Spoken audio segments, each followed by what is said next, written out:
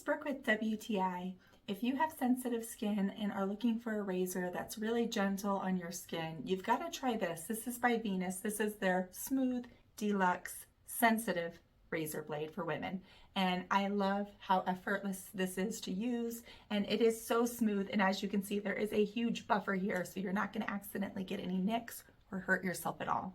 It really makes a difference getting a nice, clean, smooth shave. It's nice to get it close cut to the skin because I don't have any nicks, no cuts, no irritation while using this.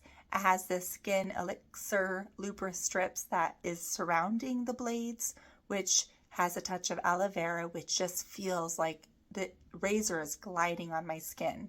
It's really the most smoothest, beautiful shave that I have experienced. I absolutely love that I'm not afraid of this razor. It does get into those awkward angles under my arm, around my ankle, behind the back of my leg where it's really more challenging. This has a very feminine, sleek look to it, and I like that the handle has a really comfortable grip. It has just a nice look to that as well. I love this. This is really amazing, and I'm sure you're going to love it too, but that's just my point of view.